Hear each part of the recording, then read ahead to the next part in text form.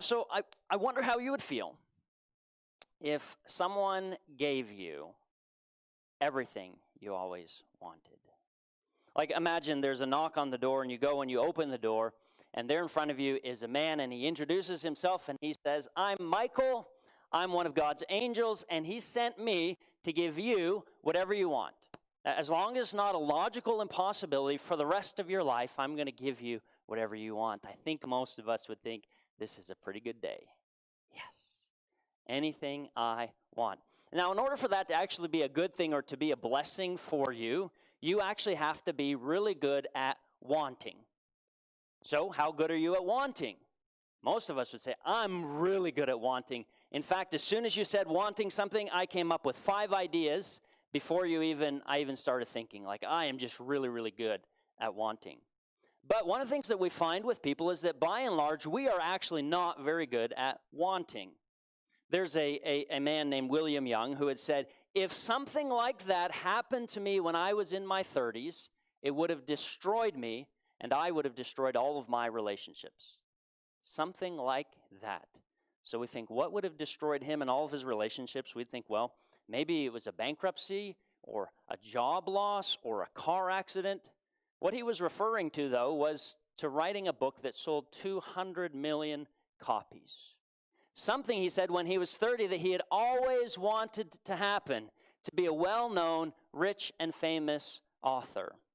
But he wrote this book when he was 50, and as a 50-year-old, saying he had the security and he had the identity and had the position needed, had he had Michael the Miracle Maker in his life, he would have wanted the wrong things that would have completely destroyed his life. So how good are you at wanting? Are you better than William Young? There's a psychologist out of Harvard named Dan Gilbert, and he studies this process, and he says most people miswant. What he's saying is that most people, in fact, are not very good at wanting the right things. So he's done all sorts of studies where he'll say to somebody, how happy are you right now? And what do you want that you think will make you happier? He will make sure that they get what they want, and then at the end of it, he'll say, how happy are you now?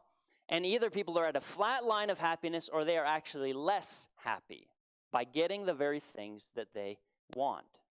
In our sermon this morning, we're going to actually be looking at this concept of miswanting because we as people are terrible about wanting the wrong sorts of things.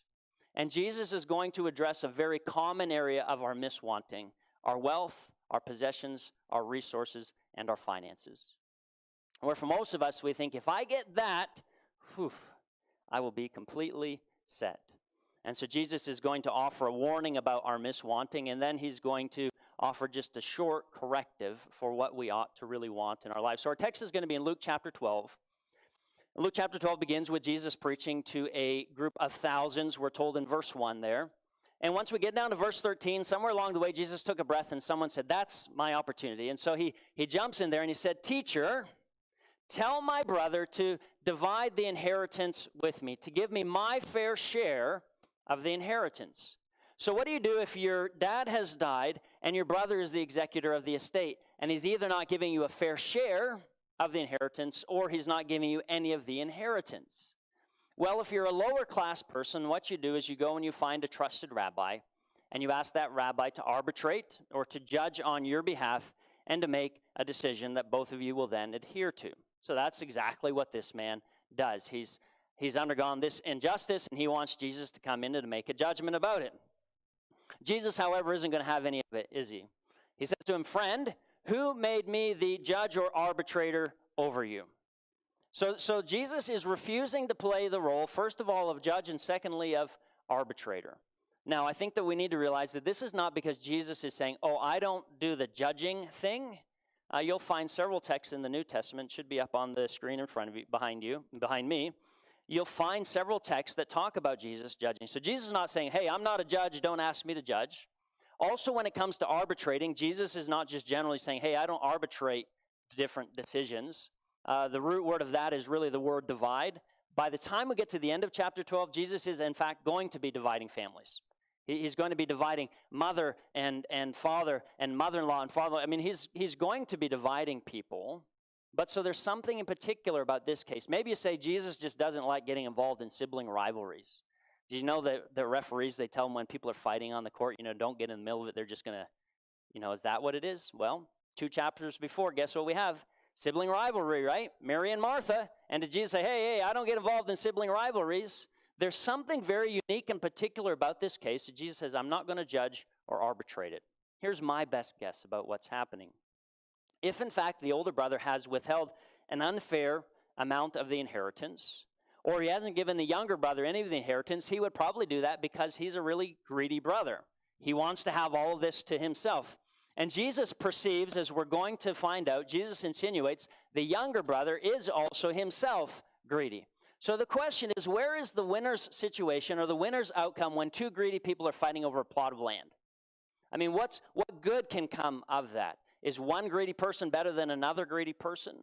So I think Jesus realizes here this is a lose-lose situation, and he's not going to get involved because if greed is involved, there is no good way to divide this land. And that's why then I think that Jesus does turn there in verse 15, and he's now going to address greed. But he's not addressing specifically this man. Verse 15 says that he said to them. So this is the thousands of people who we find in Luke chapter 12, and I wonder why Jesus doesn't just address that man. Maybe Jesus realizes what he's about to say is an issue that all of us struggle with, and an issue that all of us deal with. This is more of a universal issue rather than just a specific issue. And so he offers a warning.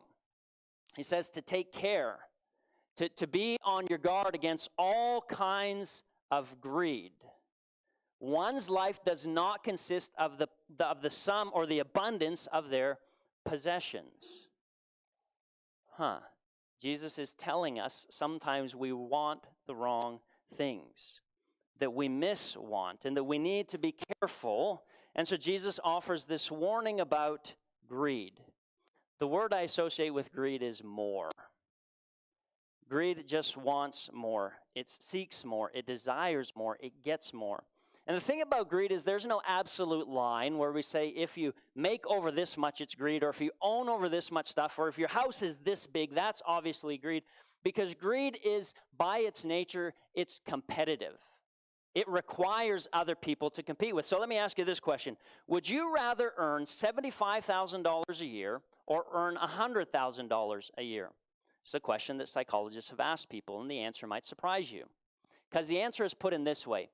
Would you rather work at a company where you earn $75,000 but everybody else earned $50,000?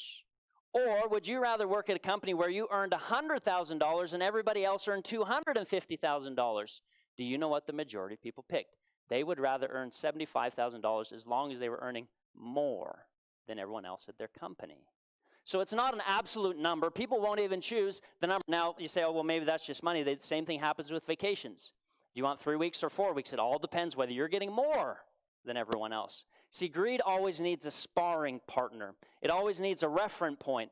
And so because of that, if your lot in life increases, greed says what? My lot has to increase. And it becomes this never-ending treadmill, this never-ending process to get more, to seek more, to want more. It's all about this abundance and this desire for more. So greed, it doesn't just destroy a person, it destroys communities and families because it's a relational sin. If there's nobody else to be greedy of, then you're going to be content where you are. So greed gets in the middle of our relationships. Probably a good thing to note if you have a parent die and you're starting to get into some of these confrontations, you might realize there might be something more important than getting your inheritance, like a relationship. Jesus seems to be elevating relationships as he de-emphasizes the role of possessions in our lives. But I guess the question we have to ask is, do we really believe what Jesus says? That one's life does not consist in the abundance of possessions. And think about your job choices. Think about your purchasing decisions. Think about your bank account. Have you at any point been guilty of miswanting? Of thinking, Jesus says that one's life doesn't consist of this, but I actually think, for me, I'm an exception. My life really does consist of this longing and of this desire. And so because Jesus may anticipate us being a little skeptical at this point, he's going to tell us a parable. Parable that's broken up into 4 parts. We have a trigger event, We have a problem, we have a solution, and then we have God's assessment of that. So the parable that Jesus tells again to the crowd of people begins in this way. The land of a rich man produced abundantly. A couple things we want to make sure we notice here. Number one, this rich man was rich when the parable began. It's really important. He begins rich. This is not a rags to riches story. This is a rich, keep getting richer kind of story. The other thing is that the land produced abundantly, which I think is Jesus' way of saying we need to see what happened to this man strictly and simply as gift and blessing. It's in no way tied to his effort, to his labor, or to his work. The land, it's almost like surprisingly, the land produces in abundance. So that's the trigger event of this parable that then leads to now a problem. And he thought to himself, what should I do? For I have no place to store my crops. Here's where we get a sense of how big the crop is, how surprisingly abundant it is. The man is not saying, man, if I was on the ball, I should have built some storage containers. He has already built the storage containers. He just built them too what? Too small. He didn't expect the surplus that he ended up with. It was almost as if he was saying, we're going to get a 3% yield, and he ends up with a 9% yield, and he's got a problem because he doesn't have anywhere to keep all of this because his barns that have been built are insufficient to hold the abundance of the crop that comes. And so what do you do when you have this bumper crop? What does a person do when they are insufficiently prepared for this kind of surplus? He comes up with a solution, doesn't he? Then he said to himself, I will do this. I will pull down my barns and build larger ones, and there I will store all my grain and my goods, and I will say to my soul, soul, you have ample goods laid up for many years. Relax, eat, drink, and be merry. And notice a couple of things about his response, these I will statements. These are all future-oriented. This is a man who looks to the future, who makes plans, who's not afraid to be confident about what he is able and capable to do. And so he lays out his plans. He will tear down his barns. I will build up new barns. I will store up. I will say to my soul. I mean, this is a future-oriented person who's very confident about his ability to execute it. But then also notice his language of possession. My. These are my barns. This is my produce. This is my goods, and this is my soul. He's claiming ownership over everything that he encounters in his life. So what do we do with a man like that? What do you do when you get everything you always wanted? Says, okay, now what do I get to do? I get to rest, to eat, to drink, and to be merry. You know what that sounds like to me? That sounds like the American dream. That sounds like retirement, doesn't it? The whole point of life is to get to a place where you can relax and eat and drink and be merry. Now, I'm not going to unduly judge those of you who are here, but I see a lot of folks who are in this phase of life called retirement. And one of the things that I have recognized about the kinds of people who retired at Billings is I do recognize very different mindsets about retirement. People who use their time and their effort and energy to serve, to be involved in people's lives, to use their time and resources for the glory of others. And I think that shows a really, really good example of what retirement looks like for those of us who are younger who think, maybe once I rest, then I'm going to really have the kind of happiness I want.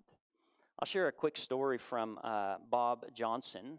He was up at the hospital once. That's Renee's dad. He was up at the hospital, and he was just resting away, and I kind of caught him daydreaming. And I said, Bob, I'm sorry you were kind of resting. He said, no, I'm glad to have company. He says, I found that resting sometimes is harder work than working is.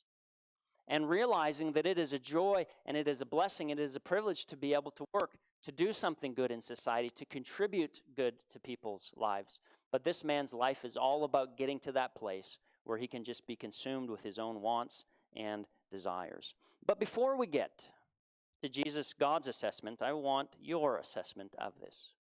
Let's imagine that's where the parable ended. There's no assessment from God. I suspect most of us, if we were teaching a Bible class and we had this text, we would make this guy the hero of the story, wouldn't we? I mean, this is the kind of person who says, hey, I want you to write a book. about how you managed to build these huge barns because you're a great inspiration for all of us.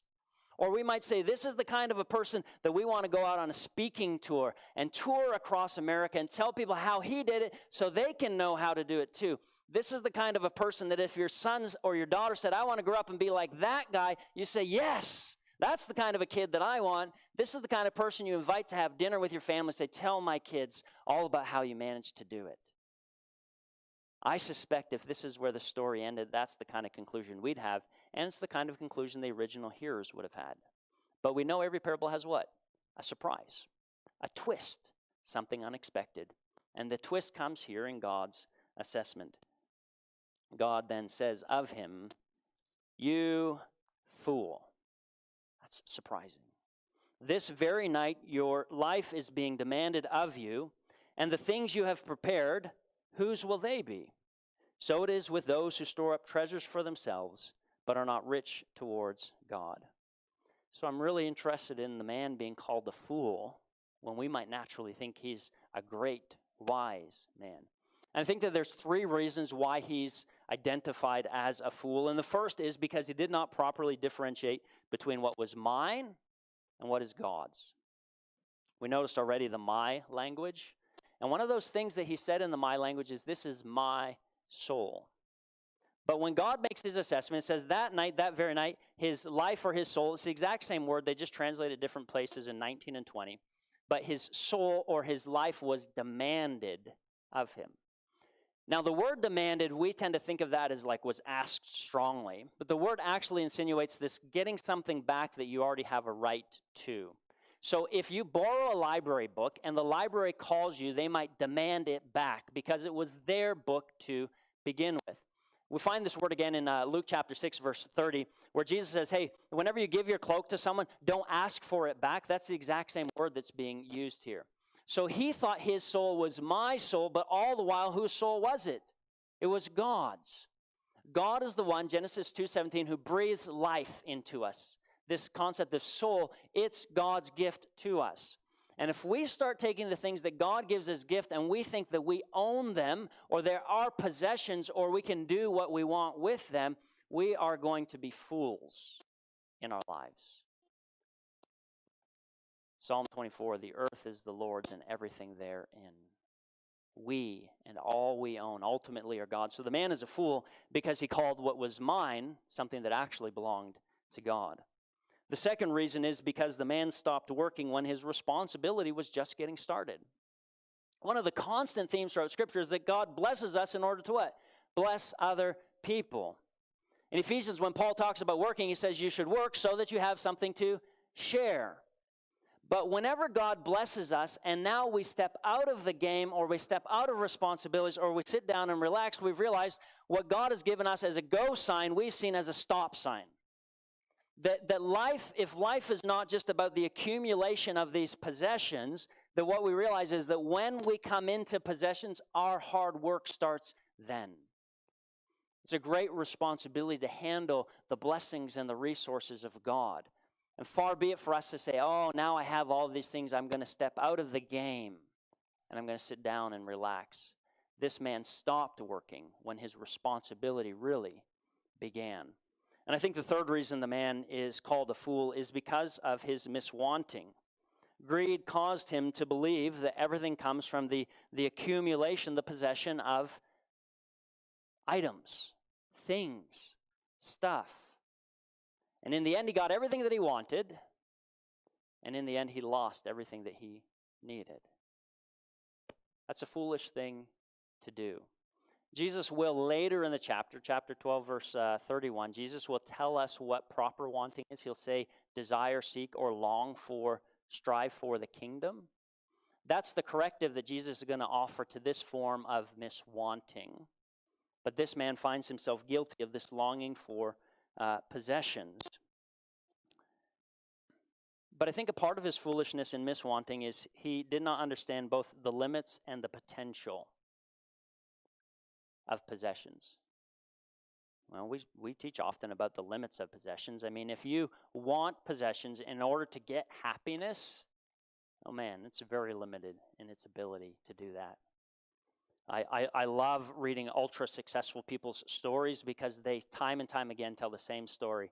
Man, I thought this was going to make me feel like the best thing in the world, but trust me, it doesn't. But guess what we never do? We never trust them. We're like, yeah, but if it were me, I could learn to be happy with all of that. Money is very limited in what it can do for you. But we have to not just understand its limitations, but also its potential. Because what if a person realizes that when the bumper crop comes, they now have the potential to give and to share in the lives of others? Jesus says, what about giving? It is more blessed to give than receive. That means money has the potential to keep bringing joy and satisfaction and purpose and meaning if we participate in the act of giving generously. We can continue to get joy as long as we don't use it selfishly for ourselves.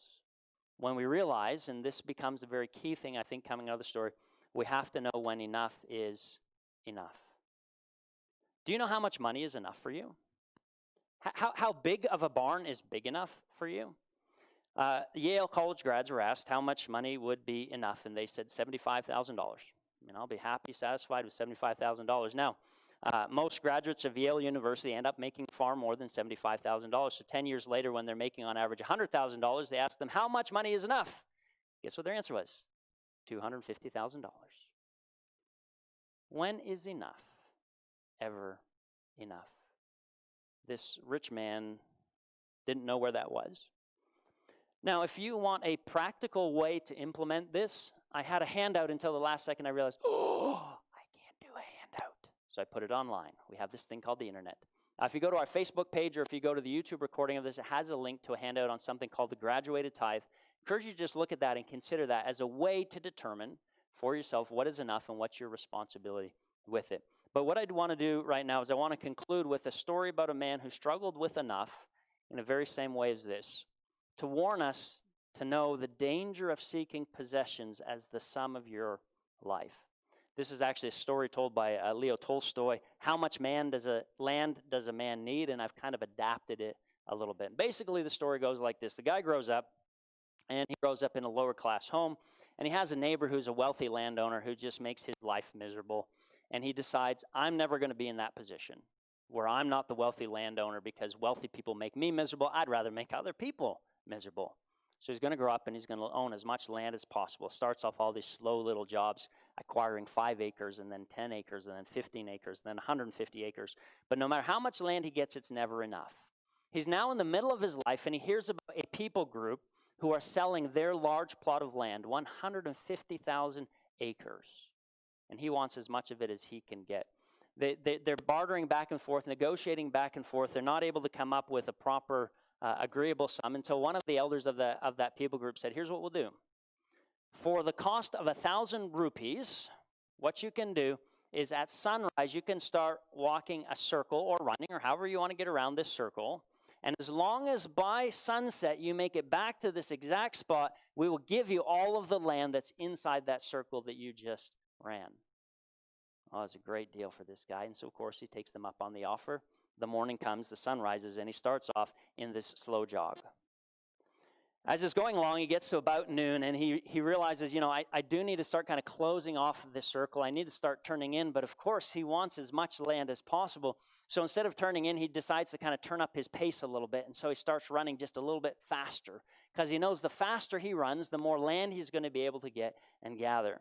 It gets into the late afternoon. He can see that the sun's setting, and he's now starting to worry, I might have bit off more than I can chew. I might not be able to make it back. And so he picks up his pace to almost a full sprint now. As he's trying to make it by the time the sun sets back to that same original spot. Otherwise, he's not going to get any of the land. And now he's sprinting and can feel his heart beating in his chest and sweat's dripping down him. He can feel the tingling in his fingers whenever you're moving really fast. And he manages to do it. Gets to the line. Of course, the landowners are like, oh, no, what do we do? And the slave of this man runs over to congratulate him, and he realizes that he's fallen there dead from a heart attack on the ground. The landowners, though, they're very generous. They say, we will give you a piece of land, 3 feet by 6 feet. And they said, that's all the land that a man needs. Jesus tells us that our lives do not consist in the abundance of possessions. So may the Lord bless you and keep you. May the Lord make his face shine upon you and be gracious to you.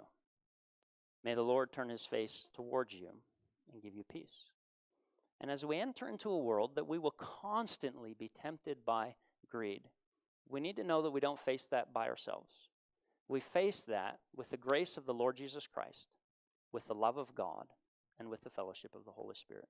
God bless.